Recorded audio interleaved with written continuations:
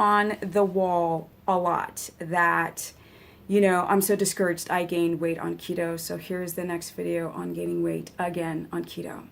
The reason why you would gain weight on a ketogenic protocol is because you have prior metabolic damage. Yes. It takes time for that damage to heal. It can take a year. And if you don't have what it takes in a year, then don't do keto. Because if you don't have the patience to learn how to do things the right way, you can create more metabolic damage on keto. Yes. If you have hypoglycemia, you've got to eat every couple of hours. You can't get away with not. And you can't go down and low on your fat because you're afraid of gaining weight. You always must fix your broken metabolism as you enter ketogenesis. And that's by fat loading.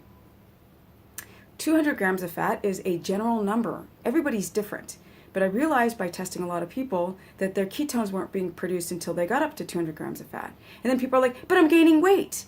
But you don't gain weight on fat. You gain weight because your pancreas, you're having pancreatic issues, your blood sugar's too high, and you're storing because of insulin. Remember, glucose high, insulin high, fat and blood sugar that you make from your muscles stores because of poor sleep, because of stress, because infections that you're not aware of, because you're not loading, fat loading. So you go down and down and down on your fat, and then your glucose goes higher and higher and higher. And then you have those people that don't digest fat very well, so when they drop their fat, their glucose drops. And I'm like, but where are your ketones? It's a balance, guys. It's a balance. It is a balance. You cannot lose weight on keto until you're adapted. It's a process. It's a 1, 2, 3, 4 step process. You have to get your macros right. You have to go down the rabbit's hole and find out where your metabolic damage is. Then you have to do contrary to whatever you did to damage your body. Yes, if you stay up too late, you have to go to bed earlier. If you're skipping meals, you now have to eat on a schedule. If you have a hard time digesting certain foods, write down, figure out what they are. Then change your patterns. We get so used to one way of doing things, we don't change our patterns. If you don't want to gain weight on keto, then don't do keto. Some of you will gain and some of you will lose and some of you will plateau until you're fully adapted.